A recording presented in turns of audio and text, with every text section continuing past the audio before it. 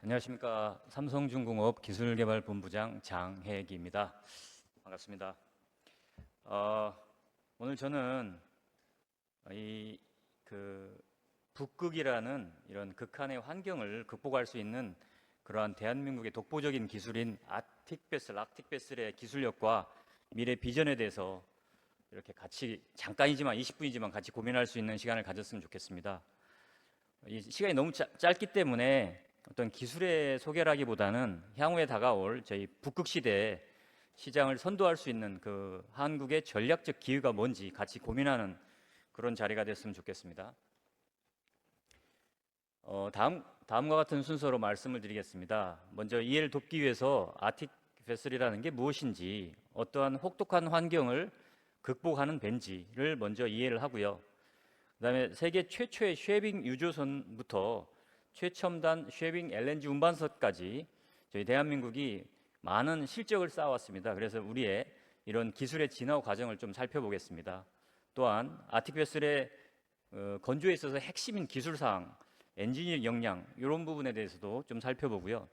마지막으로 지정학적인 기후변화의 그런 지정학적인 저희 환경과 기후변화 속에서도 저희 우리나라가 마주할 새로운 이 미래 시장이라는 측면에서 가능성도 같이 고민을 해보겠습니다. 먼저 아틱 베슬에 대한 선박이 어떤 배인지 한번 간단히 살펴보고 넘어가겠습니다. 잘 아시겠지만 아틱 베슬이라는 위치상으로는 북위 66도 33분 이상의 북극권에서 혹독한 해상 환경을 다 극복해야만 하는 그런 배고요. 이 북극에는 다양한 형태의 얼음이 존재합니다. 가장 먼저 잘 아시는 레벨 아이스라는 게 있습니다. 매년 평탄하게 얼어붙는 그런 아이스를 레벨 아이스라고 하고요. 그다음에 깨진 유빙들이 모여져서 만드는 브레시 아이스가 있고요. 또 빙판들이 충돌하면서 솟아오르는 그런 아이스 리지가 있습니다. 또 아이스 브레이커가 길을 만들게 되면 그 뒤에 이제 따라갈 수 있는 그런 채널이 생기는데 이 채널을 저희는 아이스 채널이라고 하고 있습니다. 이렇듯 다양하고 복잡한 형태로 아이스가 존재하는데 이 각 빙상의 빙질의 이런 조건들을 정확히 분석해 낼 수 있는 능력, 요게 바로 선박의 안전과 직결되기 때문에 상당히 중요한 역할이라고 할 수 있겠습니다. 또한 혹한의 대기 온도 또한 이 아틱 베슬에서 중요한데, 북극에서는 동절기 평균 온도가 보시겠지만 마이너스 34도에 달합니다. 평균 온도가 34도라는 얘기는 특정 지역에서는 더 엄청난 조건이 있겠죠. 저희가 아이스 브레이킹 LNG 캐리어 같은 경우에는 마이너스 52도로 대기 온도를 디자인을 하고 있습니다. 이러한 극존을 이제 견디기 위해서는 선체가 먼저 물성부터 해서 상당히 중요하고요. 또 갑판 장비, 데크 머시너리도 또한 이러한 극저온에서 극한 환경에서 작동의 신뢰성이랄지 또 선원의 안전성, 이런 모든 측면이 설계 요소에서 상당히 중요한 역할을 한다고 보시면 되겠습니다. 그러면 다음은 우리 대한민국에서 지금까지 건조했던 쉐빙선의 실적을 한번 살펴보겠습니다. 쉐빙선이라 하면 말씀드렸듯이 북극이라는 극한의 환경을 극복을 해야 된다는 그런 도전의 역사가 바로 우리 대한민국의 쉐빙 아틱 베슬에 대한 역사인데요. 주요 마일스톤을 보면 이렇습니다. 저희가 2008년에 세계 최초로 삼성중공업에서, 제가 삼성중공업을 대표해서 나온 게 아니기 때문에 저희의 한국의 아틱 베슬에 대한 전반적인 실적을 베이스로 말씀을 드리겠습니다. 세계 최초로 삼성중공업에서 2008년도에 양방향 쉐빙 유조선을 성공리에 건조했고 인도까지 마쳤습니다. 요 배가 세계 최초의 상업용 아이스 브레이킹 셔틀 탱커인데 케이퍼빌리티로 보면은 1.6m의 아이스 티크니스를 3노트로 지속적으로 깨면서 갈 수 있는 이런 능력을 가지고 있는 배입니다. 그래서 통상 저희 선체가, 탱커선의 선체가 대략 한 15, 티크니스가 15mm라면은 요 배는 41mm 정도의 41T 정도의 엄청난 두께의 철판을 사용해서 보강을 해야 되는 그런 디자인이었습니다. 또 2010년도에는 한진중공업에서 국내 최초로 그 쉐빙 연구선이라는 아라운호를 건조했습니다. 그래서 극지 연구의 인프라 구축에 상당히 기여를 많이 했고요. 이 배에는 성능상 1m 두께의 아이스를 3노트로 운항을 할 수 있는 그런 특성을 갖고 있는 배입니다. 그래서 남극과 북극의 극지 연구에 지금 활발히 사용되고 있고, 최근에는 잠시 국내에 복귀해서 지금 정비를 하고 있습니다. 이 정비가 끝나면은 다시 남극 탐사에 사용될 예정이고요. 또 올해 차세대 쉐빙 연구선이 새롭게 발주가 됐습니다.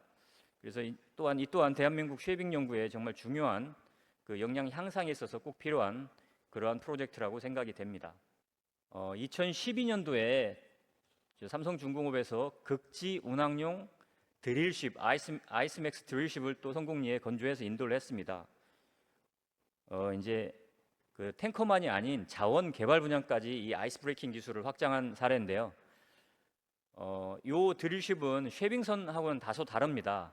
얼음을 직접 깨지는 않는 배인데, 그럼에도 불구하고 그 운항 중에 얼음이 오게 되면은 얼음을 견딜 수 있는 하중을 충분히 그 고려한 선박입니다. 그래서 그 폴라코드 4 수준의 이런 보강이 되어 있고요. 또한 그 주변 환경 조건인 외기 온도 조건도 마이너스 32도까지 윈터라이제이션 충분히 보강한 배라고 보시면 될 것 같습니다. 또 2016년도에 삼성에서 수주에서 건조한 쉐빙 셔틀, 또 2017년에 한화, 그 당시 이제 대우에서, 지금은 하나오션이겠지만 하나오션에서 또 수주했던 세계 최초의 쉐빙 LNG 운반선, 이 두 가지 배들이 모두 아크7이라는 그 상당히 시비한 조건의 리퀘어먼트를 만족하는 배입니다. 아크7이라 하면은 2.1m의 아이스를 연속적으로 쉐빙할 수 있는 이런 배를 말하고 있고요. 이런 배들을 시리즈로 수주했고, 그래서 성공리에 건조했기 때문에 저희가 아틱 분야에 있어서 고부가가치 에너지 수송선 시장을 본격적으로 이때를 이제 기점으로 개척했다고 할 수 있겠습니다. 또 42K 셔틀 탱커 같은 경우에 현재 야말반도에서 원유를 상당히 안정적으로 수송하고 있고요.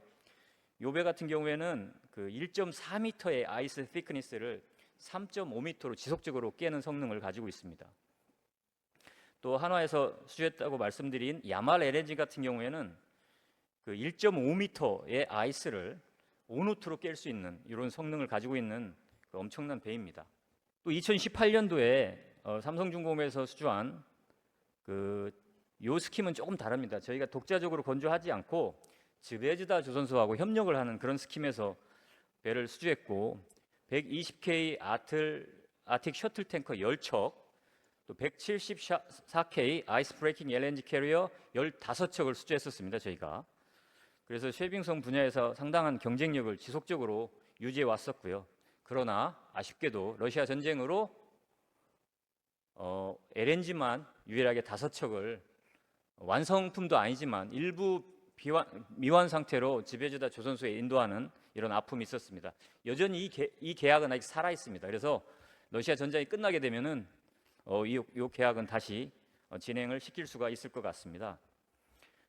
또 쉐빙선 외에도 얼음은 직접 깨지는 않지만 얼음이 존재하는 바다에서 운항할 수 있는 내빙 디자인이라는 부분이 있습니다. 그래서 아이스 1A 탱커도 있고 아이스 1A LNG 캐리어도 있는데, 이 부분도 저희가 수주를 해서 성공리에 인도한 그런 사례가 있습니다.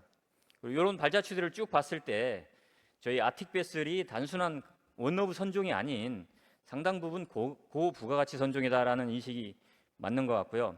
점차 대형화되고 있고, 또한 어떤 고도의 기술들이 계속해서 접목되고 있는 그런 진화 과정을 계속해서 저희가 보여주고 있습니다. 이 아이스 브레이킹 상선에 있어서만큼은 대한민국이 전 세계에서 독보적으로 유일한 그런 실적을 갖고 있다고 보시면 되겠습니다. 다음은 아틱 베슬에서 반드시 고려돼야 되는 그런 핵심 기술 사항에 대해서 말씀드리겠습니다. 아틱 베슬의 핵심은 예측 불가능성을 제어하는 기술이라고 생각하시는 게 맞을 것 같습니다. 특히나 선형 개발 초기에 얼음을 깨고 나가야 되는 이런 쉐빙 성능은 얼마만큼 정확하게 예측을 하고 또 그거를 검증을 해낼 수 있는 이런 능력이 이 프로젝트의 성패를 좌우한다고 볼 수 있고요. 이런 부분에 있어서 대한민국 조선소가 검증 능력에 있어서 다음 단계의 그 순차적인 그 프로세스를 거치고 있습니다. 먼저 그 CFD 해석입니다. CFD 해석을 통해서 그 초기 설계 단계의 그런 수치 해석을 정확히 해냄으로써 쉐빙 저항이랄지 그 얼음과의 상호작용을 사전에 시뮬레이션을 해낼 수가 있습니다. 이렇게 CFD가 현재 저희가 세계 1등이라고는 말할 수 없지만 상당 부분 앞선 수준의 연구 단계에 있고요. 저희가 24년에는 크리소에서 여러 가지 그 평가 경험을 구축해 오고 있는 상황입니다. 그 다음 단계로 이렇게 CFD가 끝나게 되면은 다음은 아이스 모델 테스트를 해야 됩니다. 그래서 세계적인 수준의 그 쉐빙 수조는 전 세계적으로 많이 있습니다. 그 핀란드의 아쿠아틱 테크놀로지가 있고 독일의 하스바, 캐나다의 NRC, 러시아의 크릴로프 이런 곳에서 보통 그 아이스 모델, 쉐빙 모델 테스트를 수행을 하는데 이 중에서도 가장 유명한, 가장 잘하는 그런 상업 수조로는 아쿠아틱, 핀란드의 아쿠아틱이라고 보시는 게 맞을 것 같습니다. 저희 나라도 크리소에서 여러 가지 지금 그 수행을 해 왔습니다. 그런데 말씀드렸듯이 그 쉐빙 모델 테스트만큼 아직은 세계 최고 수준이라고 말하기는 좀 어려운 것 같습니다. 다행스러운 것은 저희 크리소가 2030년까지 아이스 브레이킹 수조에 대한 리모델링을 진행을 합니다. 이렇게 되면 대한민국의 쉐빙 기술 능력 또한 상당 부분 향상할 수 있는 중요한 그런 프로젝트라고 생각이 되기 때문에 기대가 지금 크다고 말씀을 드리겠습니다. 다음 단계는 이렇게 해서 CFD가 끝나고 아이스 모델 테스트가 끝나게 되면 배를 이제 완성하게 되고 그 이후에 실선 풀스케일 시 트라이얼, 실제 저 아틱 존에 가서 아이스 브레이킹 테스트를 해야 됩니다. 성능을 검증하기 위해서. 이제 그런 다음에 아이스 테스트 성능에서 나온 데이터를 가지고 초기 CFD하고 매칭을 시켜가면서 지속적으로 루프를 돌려서 시뮬레이션과 실제 아이스 성능을 지속적으로 이렇게 업그레이드하면서 저희의 아이스 케이퍼빌리티, 아이스 브레이킹 케이퍼빌리티 역량을 향상해 나가는 과정을 저희가 지금 한국조선에서 많은 그런 프로젝트를 통해서 해왔다고 말씀을 드리고요. 그런데 가장 어려운 부분이 하나 있습니다. 저희가 실제 시운전을 하기 위해서 그 모델 테스트나 또 배 계약 조건에 맞는 실제 아이스 컨디션을 찾아서 저 북극에 가서 모델 테스트 해야 되는데 그 모델 테스트하는 시점과 계절과 매칭이 안 되는 경우가 왕왕 있고 또한 정확히 어느 위치가 그 계약 베이스에 그 아이스 시크니스를 가지고 있는지 그 특성을 가지고 있는지를 판단하기가 상당히 어렵습니다. 또 한 가지 어려운 점은 그 아이스에 대한 채취 또 아이스의 물성 분석은 저희가 할 수가 없습니다. 러시아에서는 그 아예 그냥 규정을 두었습니다. 이러한 채취며 얼음에 대한 물성 분석은 오로지 러시아 업체만 수행할 수 있다라는 규정을 딱 뒀습니다. 그렇기 때문에 이 아이스 특성을 고려한 테스트의 한계는 있지만 그럼에도 불구하고 결론적으로 저희가 테스트한 다음에 나오는 성능, 그때의 아이스는 저희가 알 수 있기 때문에 아이스 조건과 성능을 알 수 있고 그 부분을 또 시뮬레이션에다가 다시 접목을 시키게 되면은 그 전반적인 루프에서 저희의 아이스 브레이킹 케이퍼빌리티라는 경험을 계속해서 쌓아 나갈 수 있는 게 바로 이 아이스 브레이킹 이 운반선이라고 하시면 이해가 맞는 것 같습니다. 그 가장 중요한 게 말씀드렸듯이 세 가지 루프인데요. 먼저 시뮬레이션을 제대로 하려면 데이터가 있어야 됩니다. 과거의 테스트를 통해서 실제 그 아이스 브레이킹 실제 현장에서 그 수집한 데이터 이걸 가지고 CFD하고 연계해서 해석을 하고 모델 테스트에서 이걸 한 번 더 검증을 하고 또 실제 그 북극권에 가서 그 성능을 검증하는 이 세 단계를 지속적으로 하는 부분이 말씀드렸듯이 저희 아이스 브레이킹 상선에 있어서는 대한민국을 따라갈 수가 없습니다. 지금 앞서 많은 예를 제가 보여드렸지만 이렇게 상선에서 많은 실적을 갖고 있는 그런 나라는 유일하게 대한민국만 있다고 생각하시는 게 맞을 것 같습니다. 그 다음은 이제 이 극저온과 또 아주 강력한 이 아이스 로드를 대응하는 특화 설계에 있어서 중요한 요소가 또 세 가지 정도로 저희가 구분할 수 있는데 먼저 선원 안전 및 거주성입니다. 잘 아시겠지만 워낙에 그 외기 조건이 춥기 때문에 밀폐 그 브릿지를 만들어줘야 됩니다. 브릿지 윙조차도 밀폐를 시켜야 됩니다.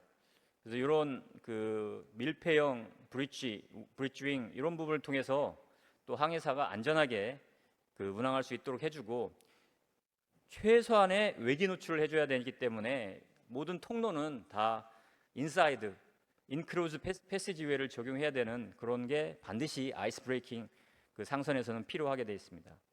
또한 장비 또한 중요한데요.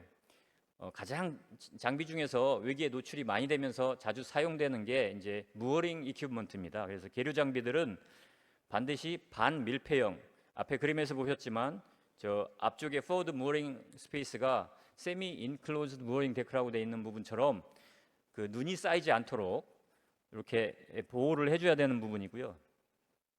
또한 그 라이팅 시그널이랄지 그다음에 어떤 그 인디케이션 시그널 이런 모든 라이팅이나 시그널 장치들은 반드시 액티브 히팅 디바이스를 달아줘야 됩니다. 그래서 일렉트릭 히팅 디바이스를 표준으로 채택을 하고 있습니다. 또한 발라스트 탱크 같은 경우에는 물이 얼면 안 되기 때문에 항상 동파를 방지하기 위해서 히팅 코일이 기본적으로 적용되고 있습니다. 또 선체 중요의 강도 또한 상당히 중요한 부분입니다. 그래서 그 빙압을 견딜 수 있는 최적의 선체 형상을 저희가 헐펌을 만들어야 되는데 이제 여기에는 국제 규격인 폴라코드, 러시아 규격인 아크 7, 6, 7 뭐 이런 리퀘어먼트를 다 접목을 해줘야 되는 부분에 있어서 일반 강보다는 고장력각 하이 텐사일 스틸이 대부분 사용되고 있고요. 저온강은 최소한으로 쓰기 위해서 저희가 디자인을 노력을 하고 있습니다. 저온강을 쓰게 되면은 카펙스가 올라가기 때문에 저온강을 안 쓰기 위해서 상당히 노력을 하고 있고 그러기 위해서 구조에서 많은 부분 해석을 통해서 하이 텐사일 스틸 그 FAC 강을 주로 많이 사용하고 있습니다. 이렇게 저희가 이제 설계 능력과 설계 과정 중에서 다양한 그 경험들을 축적하고 있고 이러한 역량들이 저희가 쉐빙선에 있어서의 그 세계적인 강자라고 말씀을 드릴 수가 있겠습니다. 또 뭐 좀 더 상세한 부분이지만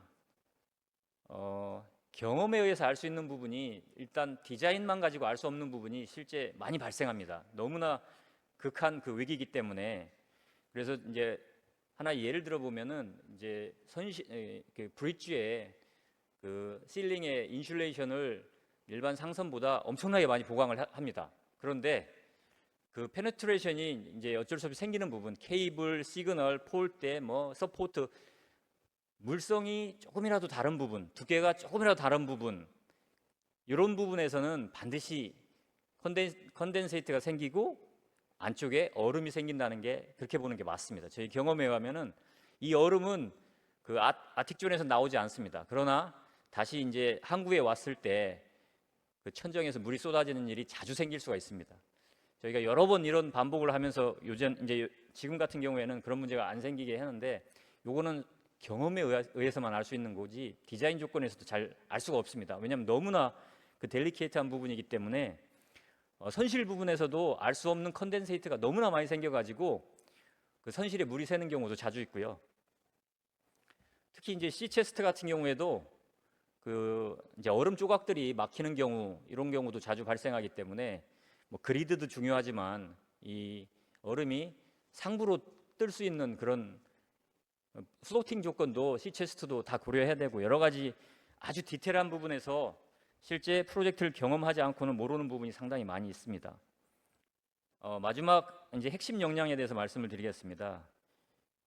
결국은 이 운항 방식이 과거에는 그 컨보이 오퍼레이션이 주로 이제 그 패턴이었는데 이제 아시겠지만 컨보이 오퍼레이션은 그 쉐빙 능력이 없는 일반 상선들이 앞에 쉐빙선에 호위를 받으면서 가는 그런 방식이기 때문에 상당 부분 운항의 효율성이 저하됩니다. 쉐빙선의 의존도가 절대적이기 때문에 그렇습니다. 그래서 아직도 이런 부분들이 많이 사용되고는 있습니다. 그래서 먼저 이제 이런 그 지역적으로 이런 데 강한 그 아틱 지역에서 활발하게 활동하고 있는 그런 쉐빙의 어떤 설계에 있어서 전 세계 쉐빙선의 설계를 핀란드가 대략 80% 정도 했다고 보시면 되고요. 건조는 대략 핀란드가 60% 정도 했다고 보면 되겠습니다. 대부분이 아이스 브레이커입니다. 아이스 상선이 아닌 아이스 브레이킹 컨벤셔널 쉽이 아닌 또 한 나라를 보면 러시아가 있는데 뭐 세계 최대 규모의 쉐빙 선단을 보유하고 있습니다. 75척의 현존선을 보유하고 8척을 현재 건조하고 있습니다. 그런데 이제 그 특이한 점은 이 중에 8척이 원자력 추진선입니다. 그 왜 아이스 브레이커가 원자력 추진선이 맞냐라고 생각해 보시면은 물론 이제 기업의 특성도 있습니다. 이 아이스 브레이커를 운영하는 러시아의 기업이 로스아톰이라는 데가 국영 원자력 기업입니다. 그 국영 원자력 기업이 아이스 브레이커를 전체를 다 운영을 합니다. 그러다 보니까 이 원자력 선이 많이 있는데 그런 면도 있지만 또 하나는 북극에서 아이스 브레이킹을 하다 보면은 연료 공급이 안 됩니다. 왜냐하면은 속도가 워낙에 낮은 데다가 뭐 문제가 되면은 스톡될 수 있습니다. 아이스 브레이킹 중에 중간에 스톡될 수 있습니다. 그러면 어디에서도 기름을 받을 수가 없잖아요. 그래서 이런 장기간의 아이스 브레이킹을 하기 위해서는 이 원자력이 가장 적당한 연료로 지금 평가가 받고 있습니다. 최근에는 미국도 이 쉐빙선의 그 함대화를 지금 추진하고 있고 현대화 프로그램에 의해서 11척의 쉐빙선을 확보하려는 그런 활동들을 하고 있고 이런 부분에 있어서 뭐 핀란드하고 캐나다와 핀란드하고 협력을 하는 게 우선이라고는 하는데 이제 향후에는 저희도 이 분야까지 진출할 수 있을 걸로 보고 있습니다. 이제 과거에는 컨보이 방식이었다면은 지금은 이제 그 독자 아이스 브레이킹 오퍼레이션 쪽으로 이제 트렌드가 바뀌고 있습니다. 그래서 자체 쉐빙 능력을 보유하는 그런 배들이 지금 나오고 있고 그게 이제 아이스 브레이킹 셔틀 탱커, 아이스 브레이킹 LNG 캐리어, 향후에는 아이스 브레이킹 컨테이너 베슬이 나올 걸로 예상이 되고 있습니다. 뭐 이렇게 이제 그 온난화가 더 되면서 아이스의 컨디션들이 마일드하게 되면서 유럽과 아시아에 만약에 컨테이너를 이용해서 운송을 하게 되면은 추정컨대 대략 15K 컨테이너 15,000 TU 컨테이너가 대략 한 16척 정도가 당장 필요하고요. 그다음에 8,000 TU급은 36척이 아이스 브레이킹 컨테이너 베슬이 필요하다는 그런 추정도 있습니다.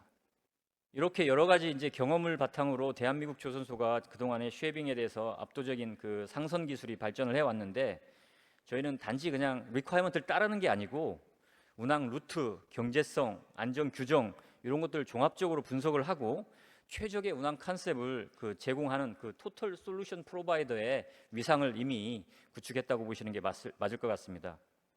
마지막으로 지정학적 그 변화와 기후 변화 속에서 이제 저희 나라가 마주하게 될 이런 새로운 시장, 그 북극이라는 새로운 시장에 대해서 저희 미래의 성장 가능성에 대해서 잠시 살펴보도록 하겠습니다. 잘 아시겠지만 그 노던 씨 루트라는 북극 항로는 그 유럽에서 러시아의 북극 연안을 거쳐서 아시아로 오는 이런 항로입니다. 이런 항로가 유럽에서 아시아에 있는 최단 항로라고 생각하시면 되고요. 현재는 여러 가지 지정학적 리스크 때문에 운항을 못하고 있는 정체되어 있는 상황이지만 장기적인 관점에서는 이 항로는 반드시 전략적 가치가 있기 때문에 다시 한번 그 운항이 재개될 걸로 보이고 있고 이제 이때 저희가 축적된 아이스 브레이킹 기술을 가진 대한민국이 가장 큰 수혜자가 될 거라고 생각을 합니다.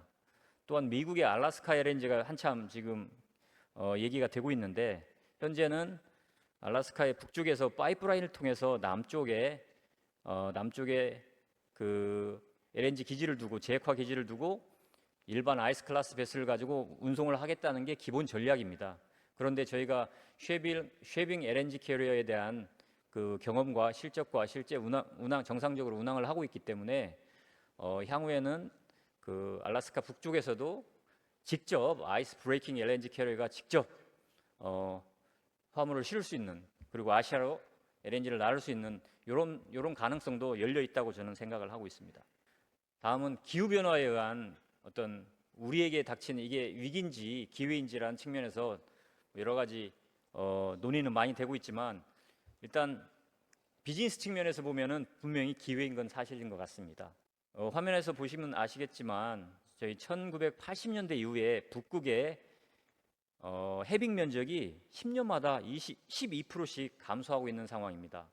뭐 단순하게 기후 변화를 뛰어넘어서 저희가 이제 이 아티베슬이라는 그런 새로운 시장에 어떤 시그널이라고 친환경이라는 측면에서는 뭐 저희가 더욱더 친환경 선박을 해야겠지만 글로벌 워밍 측면에서는 분명히 새로운 비즈니스 기회가 될 거라는 생각이 있습니다. 이제 그 얼음이 얼지 않는 기간이 점차 길어진다는 측면에서 보면은 지금은 상당 부분 아이스 브레이커 또는 아이스 브레이킹 베슬이라는 측면에서 많은 어려움이 있고 경제성이 많이 부족한 부분 사실이지만 이제 1년 중에 아이스 브레이킹이 필요한 기간은 짧을 것이고 실질적으로 아이스 클래스 베슬만 돼도 충분히 갈 수 있는 기간이 늘면서 경제성이 점차 좋아질 거고요. 이제 얼음의 두께가 얇아지면 얇아질수록 그 아이스 브레이킹에 대한 리퀘어먼트도 낮아집니다. 이렇게 되면은 더욱더 경제성이 좋아지겠죠. 이런 경제성이 이제 획기적으로 개선될 수 있는 잠재력이 충분히 있는 시장이기 때문에 저희가 향후에도 신규 프로젝트에 충분히 기회가 있을 걸로 생각을 합니다. 지금까지 말씀드린 이 아틱 베슬, 아이스 브레이킹, 커머셜 베슬에 대해서 종합을 해보면요, 대한민국 대한민국 조선업계가 정말로 핵심 역량이라고 가지고 있는 부분이 전 LNG라고 말씀하고 뭐 옵쇼어라고 말씀하지만 저는 사실은 이 아이스 브레이킹 커머셜 베슬이라고 생각을 합니다. 분명히 이 기술의 이 역량에 있어서 미래의 기회는 반드시 있다고 생각을 하고 있고요. 그래서 아틱 베슬이 단순한 그 건조 경험만 가지고 해결되는 부분은 아닙니다. 이게 정말로 이 극한 환경을 제대로 이해해야 되고 또 데이터를 기반한 검증 또한 운항 컨셉까지 제대로 이해할 수 있는 그런 종합 엔지니어링 역량까지도 저희가 필수적으로 필요한 분야라고 보고 향후에 이제 지정학적 리스크가 완화되고 기후 변화도 뭐 일정 부분 저희가 맞이하기 때문에 분명한 것은 많은 경험을 가진 대한민국이 향후 그 누구보다도 우선적인 비즈니스 기회가 올 것이다라는 확신을 가지고 있습니다. 그런데 저희가 이제 단지 그렇게 몇 개의 프로젝트만을 했다고 해서 세계적인 경쟁력을 가졌냐? 또 이건 아닌 것 같습니다. 그래서 지속적으로 기술 혁신도 해야 되고 아이스 브레이킹에 대한 연구도 지속적으로 해야 되는 이런 숙제도 저에게 있습니다. 이렇게 됐을 때 대한민국 조선산업이 어떤 미래의 새로운 성장 동력으로서 아이스 브레이킹 베슬이라는 새로운 길도 열어갈 거라고 확신을 하고요. 뭐 제가 이제 아이스 브레이커 쪽은 말씀을 많이 안 드렸습니다. 주로 아이스 브레이킹 셔틀 탱커나 아이스 브레이킹 LNG 캐리어, 향후에는 아이스 브레이킹 컨테이너 베슬 쪽을 많이 말씀을 드렸는데 사실은 아이스 브레이커 측면은 사실은 규모가 작습니다. 생각보다 한 번의 프로젝트가 대부분 한 척 이렇게 나오기 때문에 규모의 경제가 또 안 되고요. 요거에 대한 역량이랄지 경험 측면은 말씀드렸듯이 핀란드랄지 러시아가 많은 레퍼런스를 가지고 있기 때문에 저희도 열심히 따라가고는 있지만 가장 먼저 해야 된다고 생각하면은 저희는 아이스 브레이킹 상선이라고 생각을 하고 있습니다. 그래서 이 분야만큼은 지속적으로 경쟁력을 유지하고 이 아이스 브레이킹 경험을 가지고 이제 순수 아이스 브레이커 쪽도 저희가 레퍼런스를 더 싼다면은 아까 말씀드렸던 데이터, 검증, 실제 테스트 이 순환 루프를 아이스 브레이커도 여러 번 한다면은 분명히 저희도 기회가 있을 거라고 생각을 합니다. 시간이 20분 가까이 됐는데 이 짧은 시간에 이 저희 아이스 브레이커에 대한 모든 걸 다 말씀드리기는 좀 역부족이었고요. 그러나 분명히 저희 대한민국 조선업이 아이스 브레이킹 베슬에 있어서만큼은 세계적인 그런 경험을 가지고 있고 난관을 다 극복했다. 그래서 미래의 시장은 분명히 밝다. 이렇게 말씀을 드리면서 마치도록 하겠습니다. 네, 감사합니다.